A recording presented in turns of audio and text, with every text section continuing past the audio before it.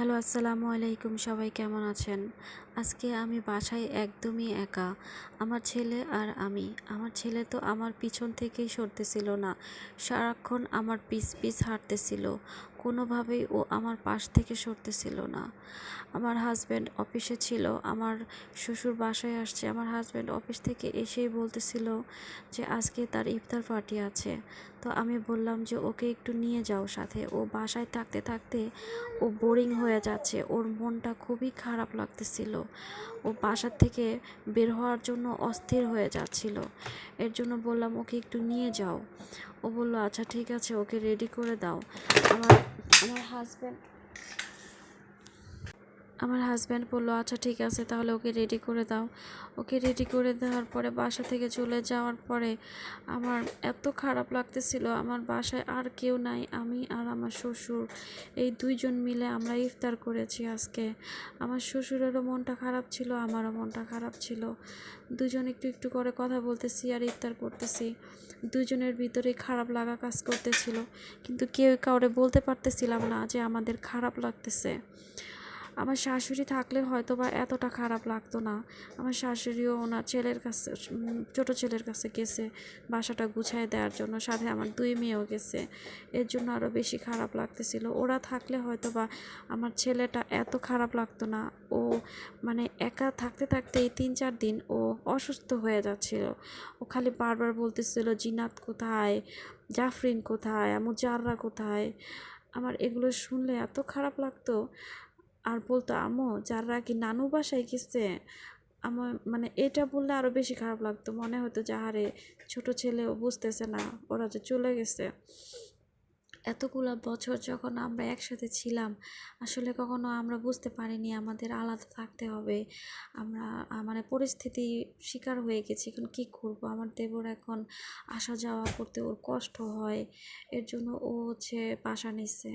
নয়তো আমরা একসাথেই থাকতাম, আমাদের প্ল্যান ছিল আমরা একসাথেই থাকবো। কিন্তু আসলে বাস্তবতা মানুষকে অনেক কিছুই শিখিয়ে দেয়।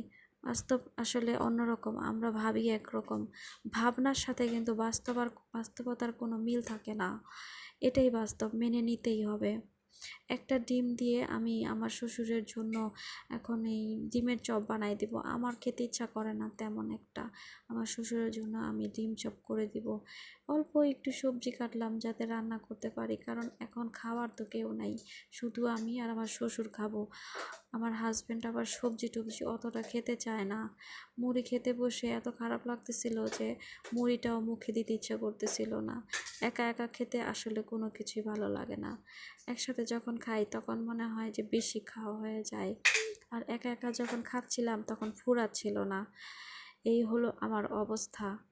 হয়তোবা অনেকে ভাববে যে চলে গেছে এখন কত রকম কথা বলে, যখন ছিল তখন হয়তোবা মানে তাদের গর্জ করতাম না, কদর করতাম না। আসলে তা না। আমি আমার হাজব্যান্ডের পুরা পরিবারকে, আমার শ্বশুরবাড়ির সবাইকে আমি অনেক শ্রদ্ধা করি, অনেক সম্মান করি। সবাইকে আমি খুব ভালোবাসি। আমি 19টা বছর ধরে আমার এই শ্বশুরবাড়ির সবাইকে এমনভাবে ভালোবেসে এসেছি, এখন ওনারা আমার পরিবারের একজন সদস্য হয়ে গেছে আমার মনের ভিতরে। আমি কখনোই ওনাদের অন্য পর্যায়ে দেখি না। আমার ফ্যামিলি বা আমার শ্বশুরবাড়ির ফ্যামিলি ওইরকম কোনো কিছু আলাদাভাবে ভাবি না। আমি সবসময় আমার শ্বশুরবাড়ির সবাইকে আমার নিজের আপন মানুষ ভাবি। ওনারা আমারে অনেক ভালোবাসে, আমিও ওনাদের অনেক ভালোবাসি। আসলে এভাবে বলতে গেলে অনেক কথা বলা হয়ে যায়, কথা কিন্তু শেষ হয় না, কথার কোনো শেষ থাকে না। কাজ করতে করতে কথা বললাম আর সময়গুলো কেটে গেল। এখন আর কিছু করার নাই, বাস্তবটা মেনে নিতেই হবে। 3টা মাছ রান্না করতেছি, মানুষ কম, 3জন মানুষ, এর জন্য 3টা মাছ ভুনা করতেছি।